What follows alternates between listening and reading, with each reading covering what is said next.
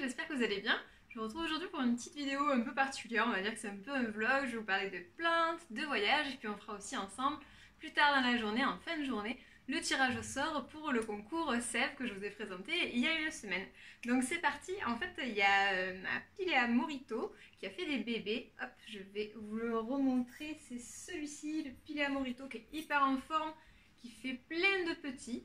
Et du coup, j'ai fait deux tentations de bouture, les deux ont marché, donc je voulais vous en parler aussi. La première, j'ai fait une bouture directe en terre, puisqu'avec les piléas, je trouve que ça marche très bien. Donc en fait, j'ai prélevé le petit en allant bien profond du coup sur ma plante pour avoir le plus de troncs possible.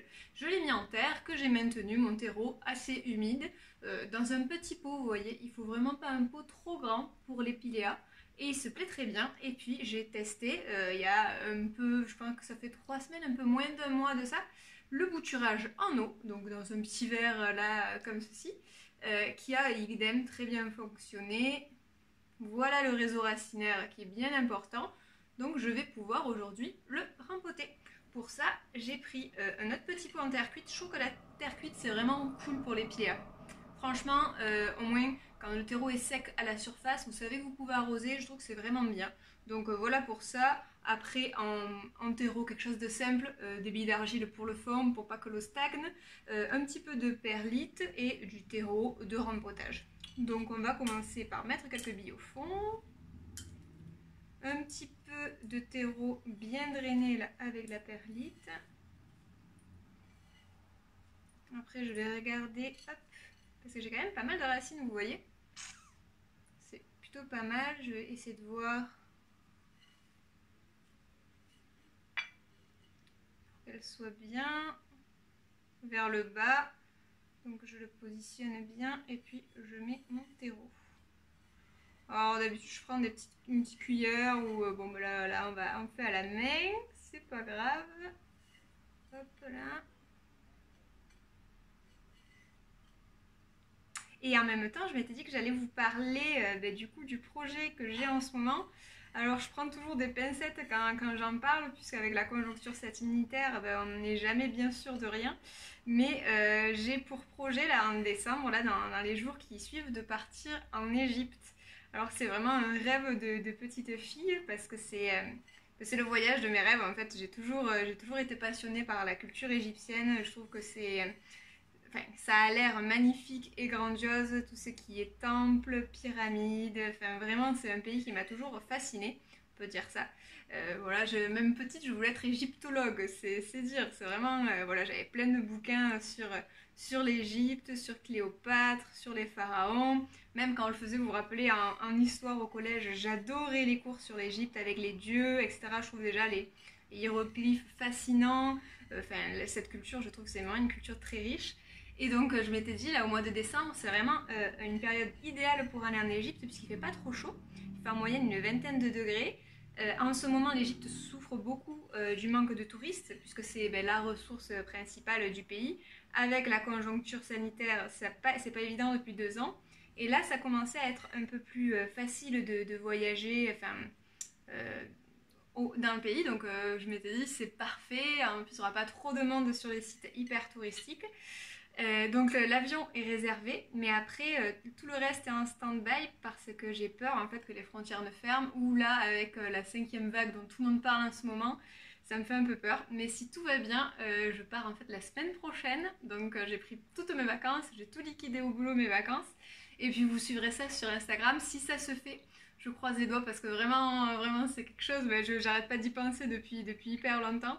Donc ouais, je suis toute joie à l'intérieur, même si j'essaie de pas me faire trop de... Enfin, je veux pas trop m'emballer, tant que j'y serai pas, voilà, je réaliserai pas vraiment, je pense, parce que ça me fait un peu peur. Est-ce qu'on va pouvoir y aller ou pas? Est-ce que les voyages vont être autorisés? Est-ce que les frontières vont pas fermer? Est-ce que, voilà, je sais pas, il y a plein d'interrogations. Mais en tout cas, voilà, pour ce qui est de la chaîne, j'ai préparé quelques vidéos en avance que je vous publierai, et sinon sur Instagram, vous pourrez suivre le voyage si ça se fait. Croisez les doigts pour moi. Ça y est, j'ai remporté ma petite Pilea. Hop, comme vous voyez, j'attends tout le temps avant de bouturer qu'elle ait au moins j'allais dire de 4 à 5 feuilles, quand même un rejet assez grand. Et voilà, donc là je vais l'arroser grandement et puis maintenir assez humide, puisque quand on passe de l'eau au terreau, le plus difficile en fait c'est que ce sont les racines qui sont habituées à l'eau. Alors que quand on met la bouture comme là, direct dans la terre, on n'a pas ce choc où les racines peuvent s'habituer justement à l'eau, qu'elle devienne un peu hydrophile en fait. Donc on va voir, je vais maintenir bien humide et puis je vous en dirai des nouvelles. Voilà pour ça. Voilà, je me suis dit que j'allais le faire en direct comme il fallait que je le fasse. Je vais l'arroser avec une autre eau que celle-là.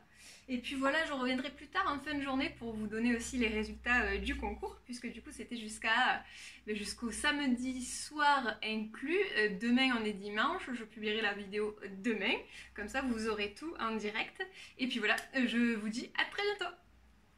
Recoucou. Du coup je voulais aussi vous parler des bouquins que j'ai achetés pour le voyage. Forcément le guide du routard, je sais pas si vous quand vous voyagez vous êtes aussi adepte du guide du routard. Moi je trouve que c'est vraiment un guide qui est bien fait. Alors c'est vrai qu'il n'y a pas les plus belles photos, voilà, c'est du noir et blanc. Quoique au début on a quand même un poil de photos sur les coups de cœur du routard.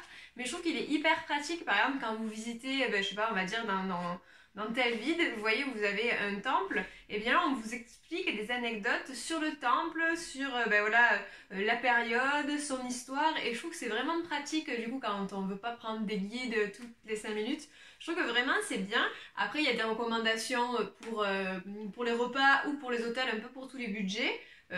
Ça on le suit ou on le suit pas, mais quand même je trouve que c'est un guide hyper pratique. Il y a des cartes par région, il y a des recommandations. Enfin moi je suis une adepte du guide du routard pour tous les pays où je vais. C'est vraiment je trouve un guide de référence. Le Lonely est pas mal, le Lonely Planet il est joli aussi, mais je trouve que quand même il est quand même beaucoup plus pratique le routard. Il est petit, il est assez complet sur plein de thématiques, et c'est vraiment moi, quelque chose qui m'accompagne depuis toujours. Même il y a 7-8 ans où je suis allée au Chili, je voyageais seule, j'avais pas d'internet, et en fait maintenant je me dis mais comment j'ai fait hein. Mais j'avais un routard et je me déplaçais, et puis il y avait des recommandations d'auberges de jeunesse dans les villes, des petites cartes, et en fait je me servais majoritairement de ça. Donc voilà, le guide du routard de l'Égypte que j'ai déjà commencé à parcourir. Il y a quelques mots de la langue aussi, quelques pages sur l'histoire, les coutumes, enfin je trouve que c'est vraiment des guides sympas. Et un livre un peu plus gros que je ne prendrai pas sur moi mais qui est pour un peu me remettre dans l'ambiance avant d'y aller, c'est le livre Les mystères de l'Égypte ancienne.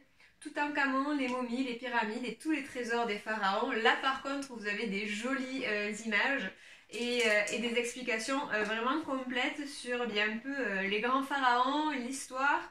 Alors je ne l'ai pas fini encore, mais je trouve que c'est bien de se replonger avant d'y aller. Souvent moi j'achète les bouquins après parce que du coup ça m'a passionné la culture de tel ou tel pays. Et après j'achète le livre, mais du coup c'est moins. Je trouve que c'est quand même cool d'avoir des bases avant, surtout qu'on comprend plein de choses et c'est hyper intéressant. Voilà, je le lis le soir avant d'aller me coucher. Et voilà, j'aime bien. Donc je voulais vous en parler. Je vous mettrai, si jamais il y en a qui prévoient un voyage en Égypte, je vous mettrai de toute façon en barre d'infos la référence. Mais voilà, je suis trop impatiente. Aïe aïe aïe. Je vous tiendrai au courant. Et sinon, on va faire le tirage au sort. Comme d'hab, j'ai fait tous les petits papiers avec vos noms, prénoms et le soin que vous souhaitiez remporter, enfin le coffret que vous souhaitiez remporter de la marque Sève. Donc, roulement de tambour, on va piocher ensemble au pif. Ma main innocente. Alors, donc, vous voyez, hein, je prends vraiment au pif. Et jusqu'à temps qu'il reste un petit. Alors, c'est pour emporter le coffret hydratation bleue et le nom c'est Véronique. Le nom de famille il commence par S, je vais pas le dire pour des raisons d'anonymat. Mais voilà, bravo Véronique, je suis très contente pour toi. Et donc le coffret rituel, c'est le rituel botanique d'hydratation. Donc le coffret bleu. Félicitations, je reviendrai vers toi par mail. J'ai pas mis le mail ici, mais je l'ai bien dans mon tableur de réponse. Donc mais voilà, un grand bravo. Voilà, ça me fait hyper plaisir du coup de vous faire découvrir la marque, qui est une marque très sympa. Et puis je trouve les coffrets magnifiques. Donc voilà, ça fait aussi un petit cadeau de Noël. Donc je reviens vers toi très rapidement.